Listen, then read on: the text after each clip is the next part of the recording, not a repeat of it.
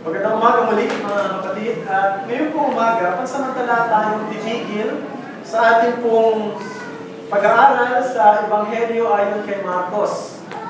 At itutuloy po natin yan kung kalooban ng Panginoon sa susunod na linggo. Dahil po ngayong araw na ito ay ipinagdiriwang ng karamihan ang muling pagkabuhay ni Jesus sa tinatawag nilang Easter Sunday. Kaya naisip ko na ang ating po pag-aralan at talakayin, hindi man yung kabuuhan ng resurrection na may kinalaman, may kaugnayan sa usapin ng muling pagkabuhay. Okay. Nais ko lang din ulitin, nag-text nga pala ako mahapon sa mga kapatiran. Kasi pag pinag-uusapan po ang pagdiriwang sa muling pagkabuhay, hindi po natin pinagdiriwang ito taon-taon. Isang beses sa loob ng isang taon. Ito yung pinagdiriwang natin every Sunday. Every Sunday, we honor the Lord's Day and we honor the Resurrection Day. Kasi po, ang mahalaga na maintindihan natin kung paano sa lumang tipan, ang ikapitong araw ay siya ang Sabat. Ito ay hinalaw sa creation. Noong ang Panginoong Diyos sa ikapitong araw ay nagpahinga, kaya ang ikapitong araw ang Sabat ng mga mananampalataya. Pero nagbago ang araw ng pagdiriwang ng Sabat sa bagong pakikipagtipan. Ito ay dahil sa resurrection. So from creation to resurrection. So ang Panginoon sa Kristo muling mabuhay sa mga patay sa unang araw ng isang linggo. Mula noon, nagkaroon na ng pagbabago ang pagdiriwang ng Sabat ng mga mananampalataya. Kaya nga, tayo po ay sumasamba, nagtitipon sa unang araw ng isang linggo, hindi lang para tayo magkasama o magkatipon o sumamba sama-sama, kundi para alalahanin ang muling pagkabuhay. So, every Sunday, brethren, we celebrate the resurrection. Buksan po natin ang ating Biblia sa unang sulat ni Apostol Pedro, Kapitulo 1, talatang 3 hanggang 5. 1 Peter chapter 1, verses 3 to 5. 1 Peter chapter 1, verses 3 to 5. Ito po ang nakasaad sa Tagalog na Biblia.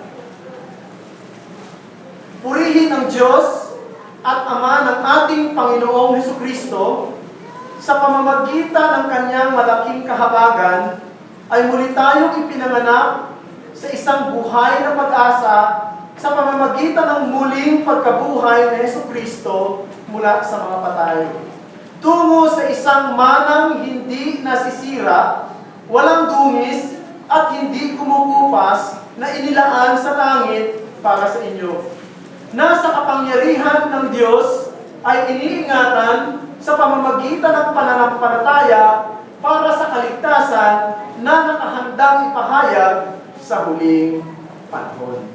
Ito ang salita ng Panginoon. Napakahalaga po ng pag-asa. Meron nga pong nagsabi, ito yung mga eksperto o mga dalubhasa sa pag-aaral ng behavior ng isang tao. Kapag daw ang isang tao, inalisan mo ng pag-asa, parang ginawa mo daw siyang buhay na patay. Kaya napakahalaga ng pag-asa. Ito'y napakahalaga lalo na sa pagharap natin sa iba't ibang hamon ng buhay. Ang isang taong inalisan mo ng pag-asa, halimbawa, inalisan mo siya ng pag-asa sa larangan ng pagsasalba ng kanyang marriage life. Ang isang tendency nito ay maaaring mahulog siya sa kasalanan ng maling kaugnayan sa iba. Ang isang taong nagkaroon ng hopelessness sa katrabaho, hindi na siya magkaroon ng pagkakataong magkaroon ng hanap buhay na maayos, maaaring mahulog sa kasalanan ng paggawa o paghahanap ng pera sa maling paraan. Pagnanakaw o anuman. Ang isang taong hopeless na sa sistema ng pamahalaan, ano nangyayari sa kanya? Nagkakaroon siya ng rebellious spirit. Kaya napakahalaga ng pag-asa eh. Kasi kung nawawala yan, nagkakaroon ng pangit na epekto sa pagkatao, nagiging desperado. Ang isang tao nakakagawa siya minsan ng hindi tama. Yung iba nga nagkakaroon ng sakit, yung iba naman ay maaaring magpatiwakal. Indeed, hope is necessary for people not to give themselves into despair and evil action. Ang isang malungkot lang, minsan humahanap tayo ng pag-asa sa mga bagay na temporal lang. Kung tayo nagigipit, tumitingin tayo doon sa mga bagay na makakakikita tayo ng madalian, pero hindi natin tiyak kung ito ba'y tama. No? Yung iba, naghahanap ng hope sa comfort, sa companion, sa jackpot, sa riches, sa fame. Well, the problem with temporal hope is there is no ultimate future on it. One could be facing eternity with no security. Ang salita po ng Diyos ay nagsasabi sa atin ng isang klase ng pag-asa. Isang pag-asang hindi panandalian, kundi pag-asang walang hanggan, pag-asang buhay. At yan ang mensahe na gusto kong dalhin dito sa bawat isa sa atin. Kay Kristo, meron tayong pag-asang buhay. A living hope. Now, dito si Apostol Pedro ay sumusulat sa mga mananampalataya sa Asia Minor na nagkalat sa iba't ibang lugar dahil sa tinatawag na persecution. Nagkaroon po ng malawakang pag-uusig sa mga Kristiyano, ang epekto sila'y nangalat at nagpunta sa iba't ibang bahagi ng Asia Minor. Kung inyong babasahin sa mga naunang mga talata, sinabi rito si Pedro na apostol ni Jesucristo sa mga hinirang na nanginibang bayan na nasa pangangalat, saan? Sa Ponto, sa Galacia, sa Cappadocia, Asia, Bithynia. No? Pinili at itinilaga ng Diyos Ama at ginawang banal ng Espiritu Santo upang sumunod kay Jesucristo at nagmawisikan ng kanyang dugo. So siya sumusulat sa mga mananampalataya na nangangalat sa iba't ibang lugar dahil sa mabibigat na pagsubok na kanilang nararanasan. Ilan ay inuusig, ang ilan naman ay nakararanas ng mabibigat na pagsubok sa buhay. Yan ang isang pinahihiwatig ng talatang 6. Hindi natin binasa, pero babasahin ko ngayon. Sabi sa talatang 6 ng chapter 1, 1 Peter, sa ganito, kayo'y nagagalak, bagamat kayo'y sa sandaling panahon ay kailangang magdanas ng iba't ibang pagsubok. So, ang pinahihiwatig dito, yung mga Kristiyanong sinusulatan ni Pedro, ay mga taong dumadanas ng iba't ibang pagsubok. At kung babasahin natin ang kabuuhan ng sulat, mapapansin ninyo na iba't ibang mga issue ang hinarap dito ni Pedro. Mga issue na may kinalaman sa isang Kristiyano na inuusig ng kanyang kapwa-tao, ng kanyang kapitbahay, isang Kristiyano na inuusig mismo ng kanyang asawang hindi Kristiyano. Yan po ang inyong mababasa dito. No? Kaya at marami pang iba. At narito si Apostol Pedro, kanyang in-encourage at pinaalalahanan sila na sa kabila ng kanilang karanasan ngayon, sa kabila ng mga pagsubok na ito, hindi sila dapat manghina, hindi sila dapat manlupaypay o manlumo, tumigil na sa kanilang paglilingkod. Sapagkat kay Kristo, meron tayong totoong pag-asa. Isang buhay na pag-asa. At tatlong bagay ang gusto kong dalhin sa inyo ngayong pong umaga mula sa mga talata na ating pong binasa. Unang-una, ito po ay isang pag-asang buhay. Unang-una dahil ito ay inuga sa muling pagkabuhay. Pangalawa, ito'y pag-asang buhay dahil ito'y pinagtitibay ng isang bagong buhay, ng ating bagong buhay. Pangatlo, ito'y pag-asang buhay sapagat ito po ay iniingatan at inihahanda para sa walang hanggang buhay. So it is rooted in resurrection, confirmed in our regeneration, and preserved for our glorification. Unahin natin yung unang punto. Ito po ay nakaugat sa muling pagkabuhay.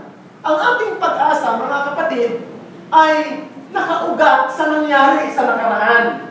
Meron pong historical event, verifiable event, na nangyari sa nakaraan.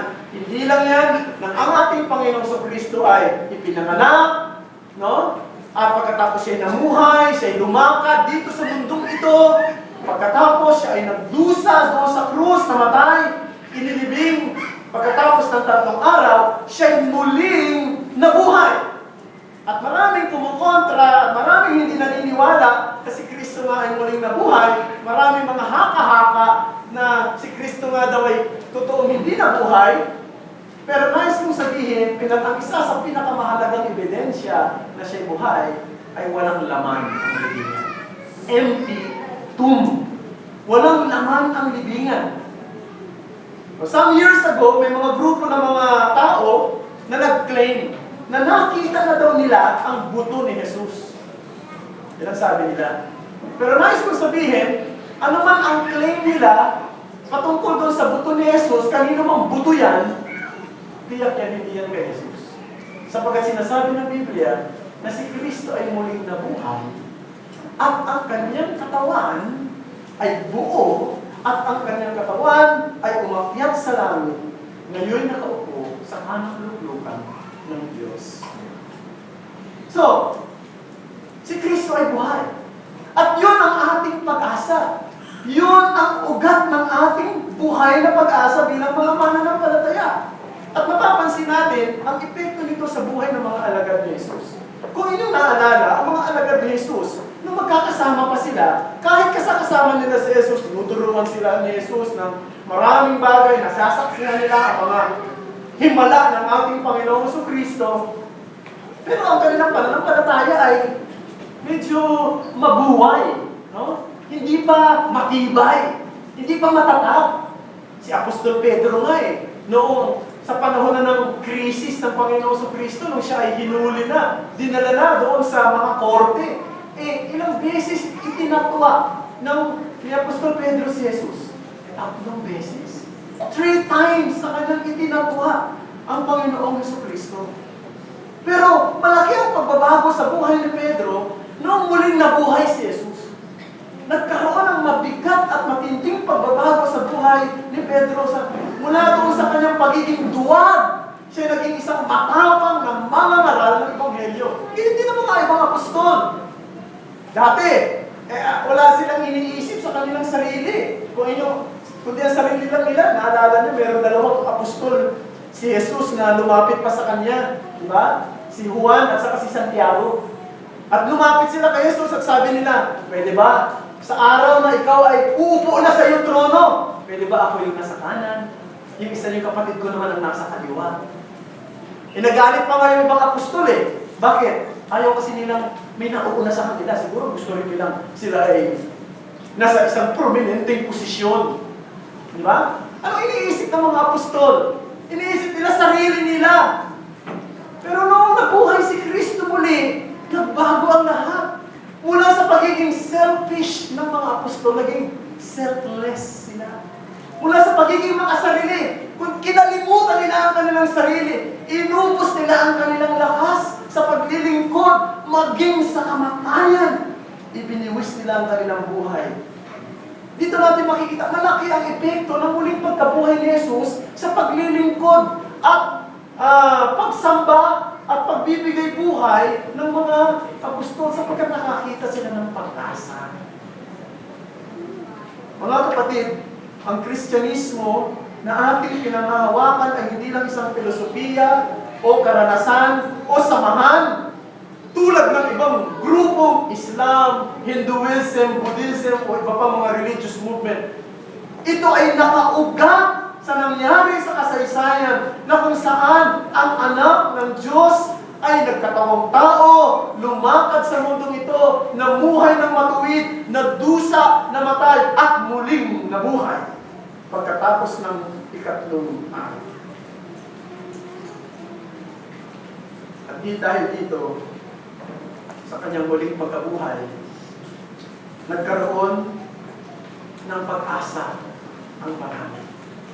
Sapagkat sa muling pagkabuhay, ipinakitang si Kristo yung nagtagumpay sa pinaka-ultimong terror na kinatatakutan natin lahat. Ano ba yung pinaka-ultimong terror na kinatatakutan natin lahat? Ano? Kamatayan. Hindi ba? Maaaring natatakot tayo sa mga taong mararahas, natatakot tayo sa gobyerno na mapaniil sa mga mamamayan, natatakot tayo sa maraming bagay, pero walang higit tayong kinatatakutan kundi kamatayan. Pero dito nagtagumpay si Jesus. At ang sino mang nanampalataya kay Jesus ay magtatagumpay din sa kamatayan sa huling araw. Dito nakikita natin, napakatindi ng resurrection. At hindi lang yon, nung si Kristo ay muling nabuhay, sinimulan niyang itatag ang kaharian. Yun pa yung tinatawag ng mga teologo na inauguration of God's kingdom. Sinimulan niyang itayo, itatag ang kaharian. Kaya nga ang kaharian ng Diyos ay nagsimula na. Hindi po darating pa lang. Nagsimula na ngayon.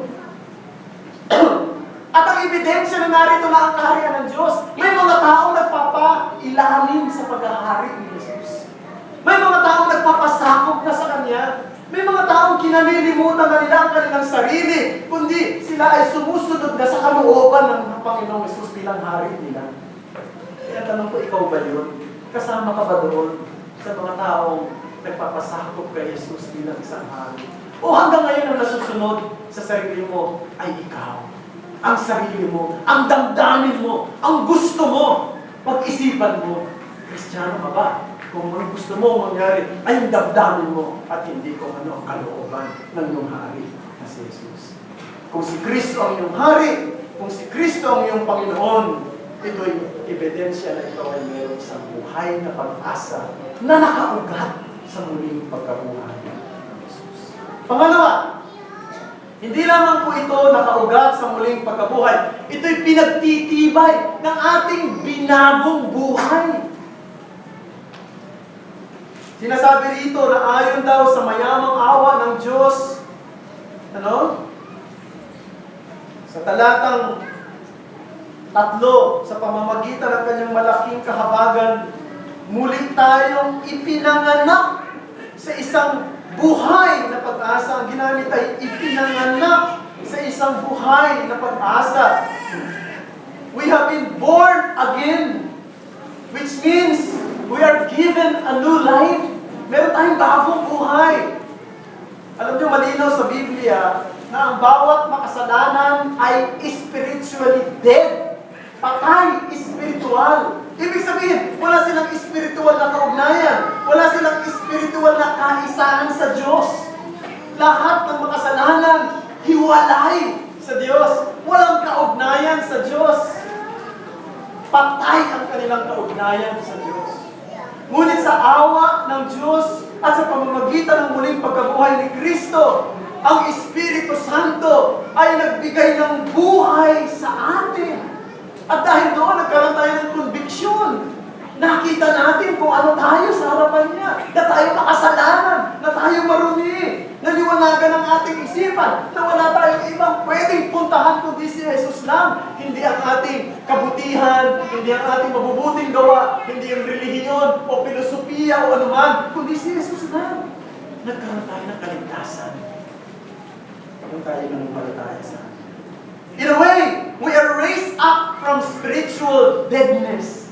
Tayo'y muling binuhay mula doon sa kalalagayang patay, spiritual. Yan po ang isang realidad na meron tayo. At hindi yan mangyayari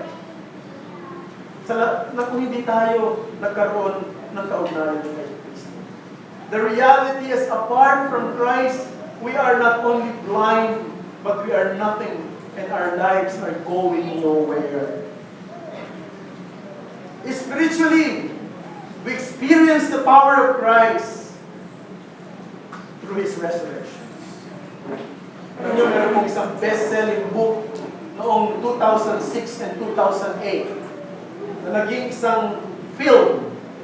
Ito po ay pinromote ng mga kilalang tao sa mundo ng showbiz entertainment, tulad nila Oprah Winfrey.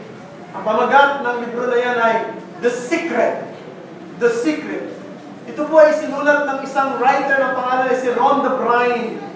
Sinasabi ni Rhonda Byrne na na kanyang nadiskubre, kanya daw nalaman, na ang universe na ito mayroong vibration. May vibration daw dito sa universe na ito. If you can just get the same wavelength to that vibration, you can do anything you want. Meron daw mga vibration dito, may wavelength. Alam niyo po yung wavelength, di ba?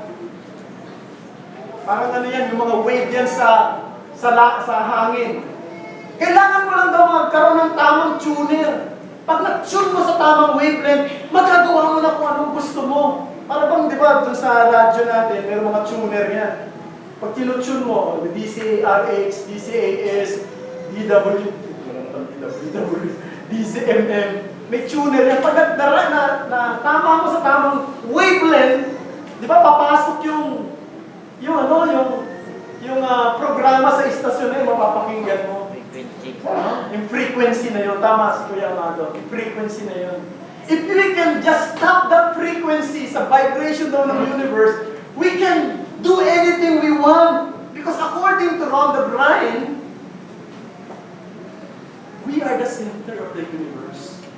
Man is the center of the universe. You are God. You are everything. And if you can tap that, you get the secret of life, and then you can be good according to what you want. Nasa kanya. Because you are God. You are the center of the universe. Alam nyo, maraming mga tao hindi naniniwala sa Diyos. Sabi ng anak ko minsan, tinanong ako, Papa, bakit may gano'n? Ba't mayroong hindi naniniwala sa Diyos? Alam niyo, mahirap sagutin yan. Pero kasi, sa totoo lang, walang tao hindi naniniwala sa Diyos. Sa kaloob-looban ng kanyang puso, alam niya mayroong Diyos. Pero ang totoo, ayaw niyang mayroong Diyos. Mayroong Diyos, alam niya, pero ayaw niya kasi gusto niya, siya ang Diyos. At minsan nararamdaman natin yan sa sarili natin. Gusto natin tayo nasusunod.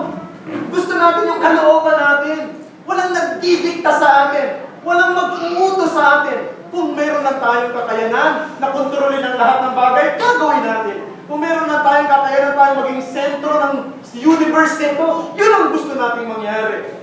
Ang totoo, ganyan tayo.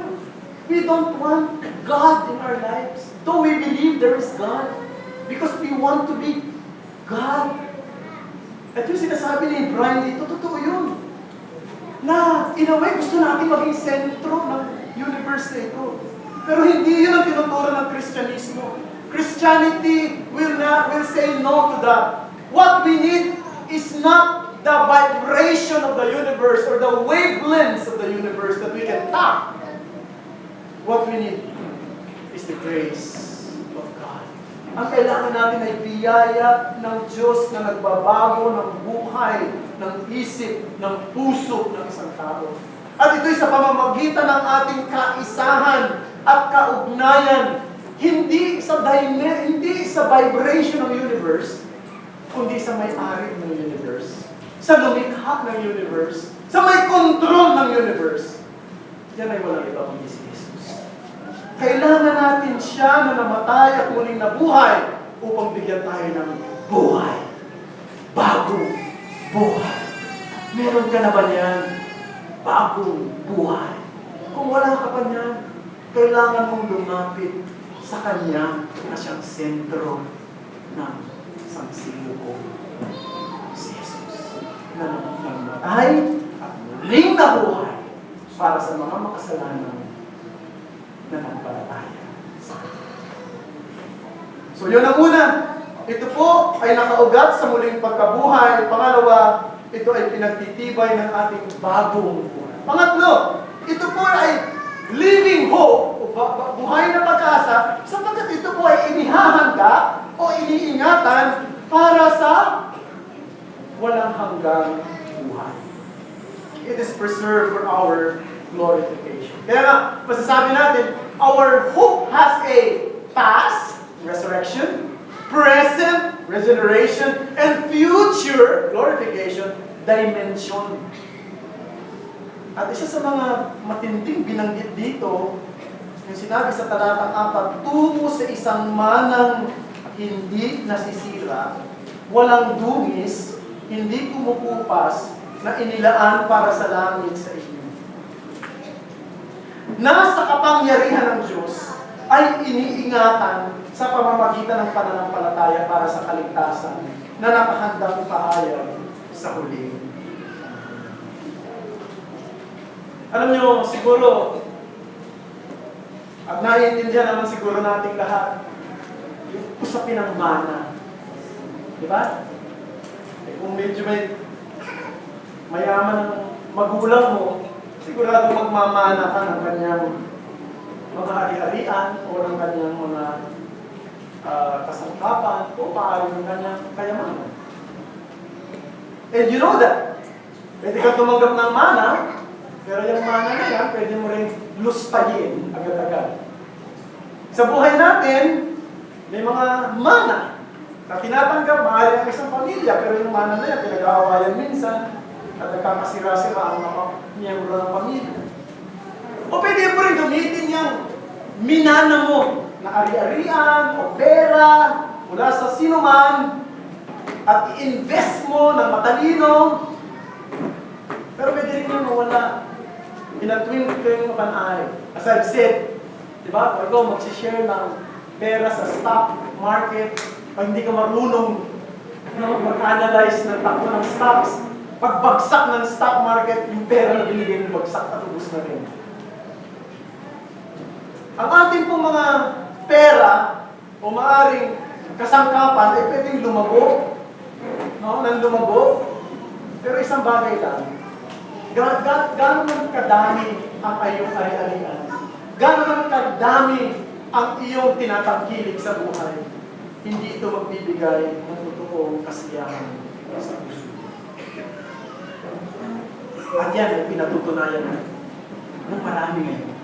Kapagkat maraming yumaman ng gusto, umunlad ng gusto sa kanilang pagkatao, sa kanilang buhay, sa kanilang pamilya, pero hindi masaya. Makasaysa ang isa sa naging makasaysayang gusali sa Amerika ay yung tinatawag na sa Empire Building doon sa New York. Bago nagkaroon ng mga twin tower, mga lalaking tower, isa yan sa pinakamataas na building noon. Naging makasaysayan din yan sapagkat marami na nagpakamatay dyan, tumalon. At karamihan ng mga tumalon ay mga tao, malalaki ang naiwang pera sa unang tao. Ano ibig sabihin? Because money will not satisfy your heart. Pero sinasabi dito ni Pedro na meron daw mana, ang mga mana ng palataya, isang mana na hindi masisira, hindi kukupas, at hindi mawawala.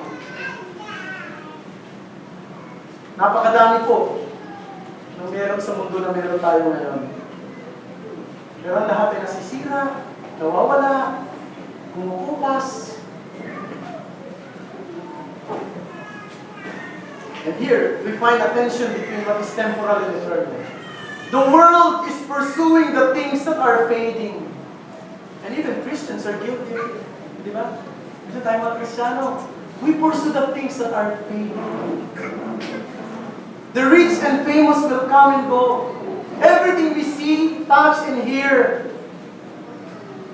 will be passing away in the twinkling of an eye. Yung mga bagay na ini-enjoy natin ngayon, bukas makalawa, obsolete na yan. Di ba? Pagka ikaw maglalaro ng solitaire sa computer, tatawanan ka ng mga anak mo. Luma na yung laro mo. Pansinin natin yan. Yung mga taong maaaring mahalaga noon, kilala noon, maaaring ngayon, hindi na naaalala ng sino man. Nung isa na-invite ako sa CCM, mga compassion ministry ng Cubao para magsalita sa mga kabataan. Ewan ko ba, sana po tayong usapan namin. Tinanong ako, sino daw yung paborito ko? Action star nung bata pa ako. Sabi ko, si Tony Pereira. Sabi nila, sino yun? Pero siyempre, iba sa inyo kilala siya. Sapagkat, ganun po eh. Ang pagiging bantog ng isang tao lumilipas.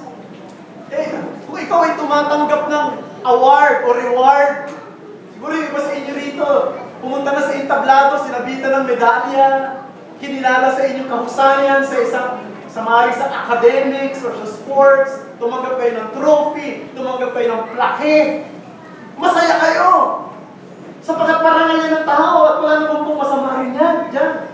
Pero sa susunod ng mga taon, marahil, o buwan, o taon na susunod, hindi na ikaw ang tatanggap nun. Meron na ibang tatanggap nun. Meron na ibang paparangalan at unti-unti ka nang makakalimutan sa eksena. Sapagkat lahat ng meron tayo sa mundo ay lumilipas. You would perhaps enjoy your little children, but soon they would have their own life. And you cannot enjoy them just like in the past. Diba yung mga bata, enjoy ka sa kanila, nilalaro mo sila. Pero ngayon, laki na, mas malaki pa sa'yo, mga lalaro yan. No? Naintindihan niyo ba yun, mga kapatid? Anong sinasabi ng salita ng Diyos? Kaya nga sinabi ni Jesus Matthew 6:19-20. Huwag kayong mag-ipon ng kayamanan sa lupa. Merong mga, sabi tanga, o kalawang, no? Na sumisira rito. At may mga magnanakaw na maaaring pumasok para sirain ang kayamanan na yan. Mag-impo kayo ng kayamanan sa langit. Doon, walang kalawang, walang bukbok. Yan ang ras, di ba? Bukbok, walang magnanakaw.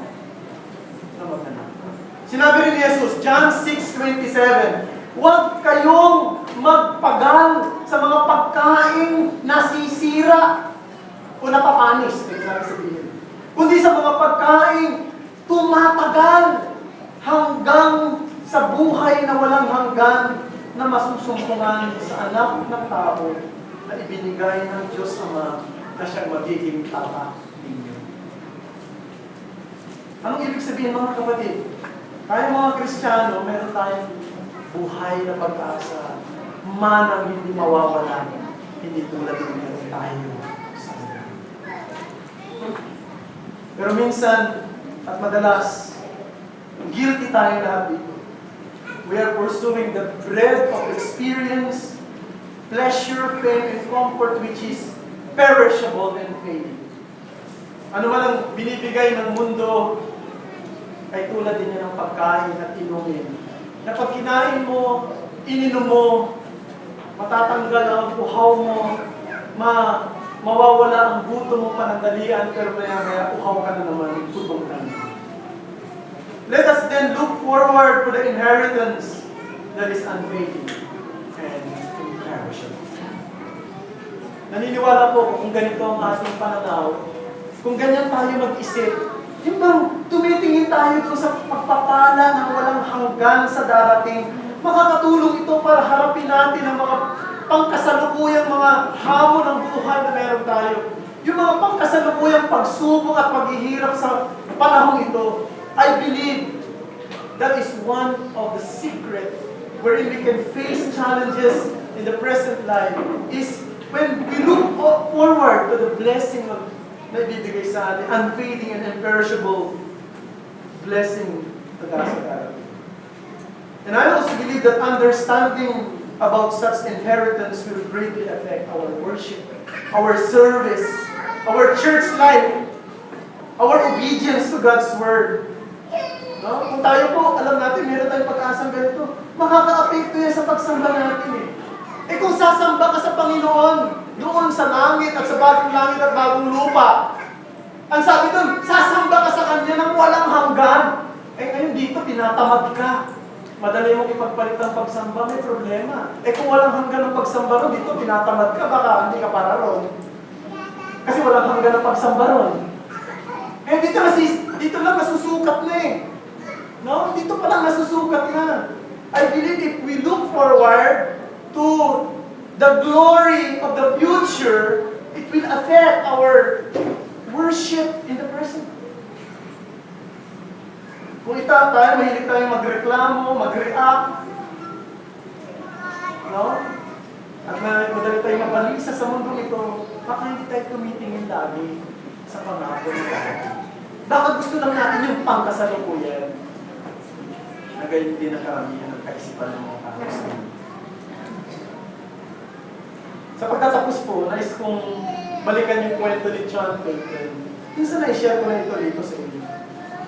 Si John Payton ay pinanganak noong May 24, 1824 sa isang lugar sa Scotland. Kung tawagin ng Dumfries County, Scotland. Ang kanyang tatay ay weaver at meron silang, mahirap lang sila, pero yan ang kanyang trabaho, nag-weave, no? Meron silang stocking frame sa room ng kanilang bahay, yan ang kanilang ginagawa. Pero ang kanyang tatay ay very godly. In fact, naging isa silang magkapatid. Pero sabi ni John Payton sa kanyang kwento, sa loob daw ng kanilang tahanan, kahit na sila daw ay 11 at marami at mahirap lang sila, yun daw kwento patungkol sa Bible, yung pagsamba sa Panginoon tuwing linggo, pupunta sila sa church, yung daw pagsasaulo ng araw, nagkakaroon ng katekismo eh. Pagsaulo daw ng shorter catechism, hindi daw ito tungkulin sa kanila kundi pleasure.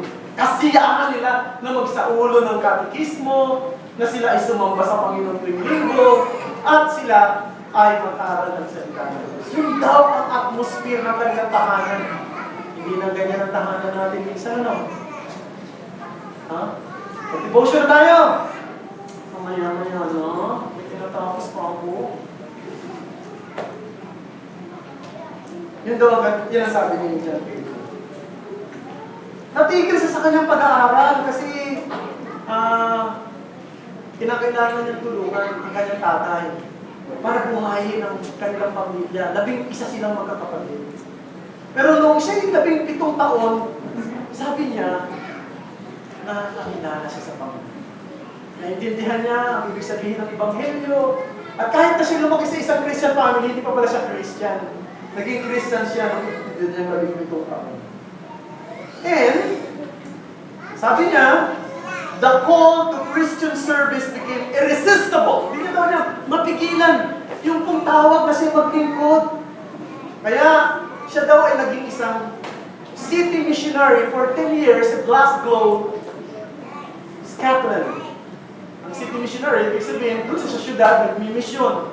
Siya ay naglingkod sa mga mahihirap, sa mga slum area, doon sa lugar ng Scotland. At sa edad ng 32 taon at age 32, tinanggap niya ang tawag ng Panginoon bilang isang misyonaryo sa New Hebrides doon sa South Pacific. New Hebrides doon sa South Pacific.